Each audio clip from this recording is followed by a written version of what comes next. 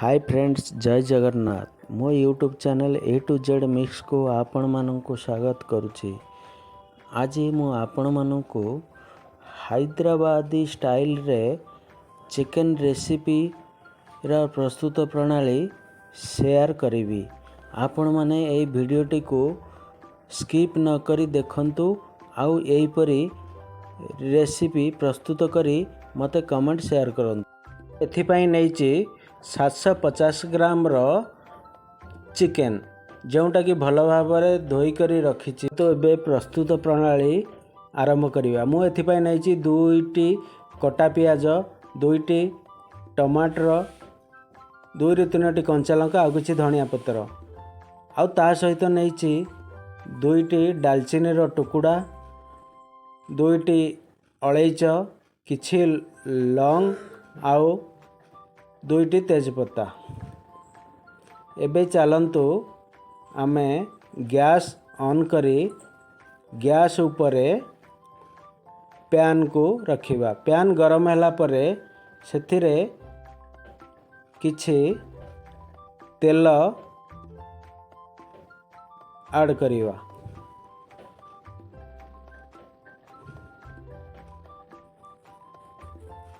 तेल गरम होला परे आमे सेथिरे डालचीनी, तेजपत्ता,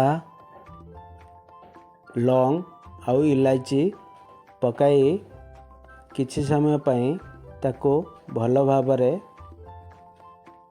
भाजीबा।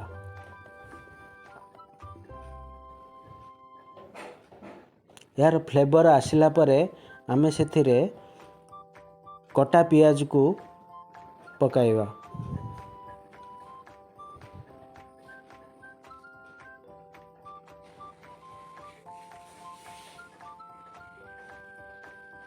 प्याज पकाई सारा परे यह को आमे भल भाबरे तेल सहित भाजीबा जे पर्यंत प्याजर कलर ब्राउन कलर न आसीछि। प्याजर कलर ब्राउन कलर आसिला परे आमे सेथिरे 2 ରୁ 3 चामच लंका गुंड पकाइबा।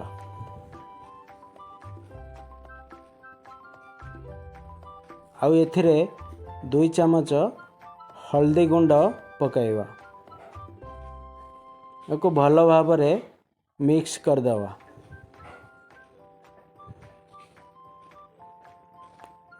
भल भाबरे मिक्स कर सारला परे एथिरे आधा कप पानी देवा। पानी देले ग्रेवीर कलर टी बहुत भल आसीबो। आपण माने देखंतु मसलार कलर टी केते बढ़िया आसीची। या परे आमे सेथिरे 2 चामच अदा रसुण रो बटा पकाइबा। अदा रसुण रो बटा पकाई सारला परे याको भल भाबरे मिक्स कर दवा। भल भाबरे मिक्स कर सारला परे सेथिरे 1 चामच रु 1.5 चामच आमे जीरा पाउडर सेथिरे ऐड करिवा। जीरा पाउडर ऐड करी एक भल भाबरे मिक्स कर दवा। या परे हमर चिकन को सेथिरे ऐड करिवा।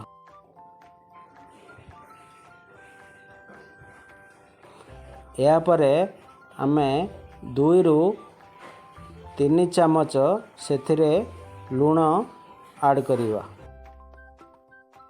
लूण ऐड कर सारला परे चिकन मसाला को भल भाबरे आमे मिक्स कर नवा। भल भाबरे मिक्स कर सारला परे यह को ढक्कन लगाई 2 ରୁ 3 मिनट पर्यंत मीडियम फ्लेम रे सिझिबा को देवा।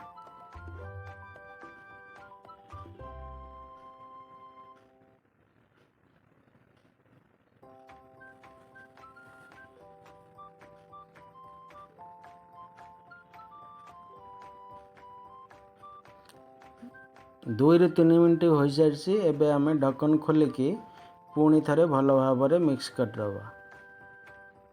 जदि आपणमानंकु मो रेसिपीटी भल लगे ताहले मो चैनल को लाइक सब्सक्राइब करिया भूलिबेनी।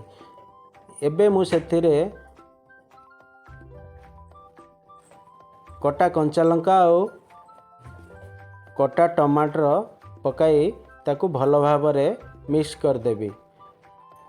मो एबे कंचा लंका पकाइबार कारण कंचा लंकार गोटे यूनिक फ्लेवर आसीबो बोली मु कंचा लंका को तेल रे न पकाई ताकू चिकन टी आमर अधा सिझी सारला परे मु ता धरे कंचा लंका पकाइली। एबे आमे पुणी ढक्कन लगाई ताकू 2 ରୁ 3 मिनट पर्यंत सिझीबा को देबा। एबे देखंतु भल भाबरे चिकन टी आमर हो जाइछि। सेथिरे मु 2 चामच धनिया पाउडर पकाइली। धनिया पाउडर पकाई सारला परे एबे ताकू पुणी थरे आमे भल भाबरे मिक्स कर दबा। आपण माने देखंतु चिकन रो कलर केउ प्रकार रा आसुछि। एही परी बनै कि आपण माने खांतु आ मते कमेंट रे आपण मानकर रिप्लाई दियंतु।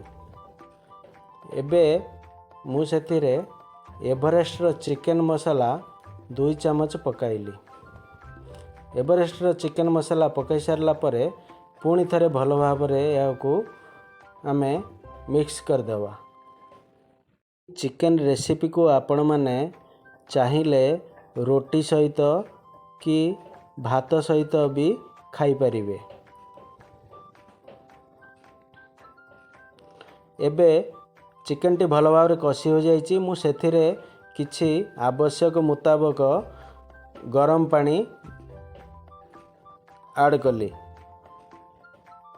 गरम पानी ऐड कले जेकोसी रेसिपी रो स्वाद भल आसीबो। एबे हमर हैदराबादी स्टाइल रो चिकन रेसिपी प्रस्तुत हो जाइछि। आपण माने एही परी बनाई कि निजे खांतु आउ अन्य मानक सहित भी शेयर करंतु। एबे देखंतु हमर चिकन करीटी संपूर्ण भाव प्रस्तुत हो जाइछि। एबे आमे गैस बंद करी सेथिरे किछि कटा धनिया पत्र पकाई याको 2-3 मिनट रखी सारला परे तापरे आमे याको सर्व करि परिबा। रेसिपी केमिति लागिला आपण मानकु मते कमेंट रे निहाती जणांतु।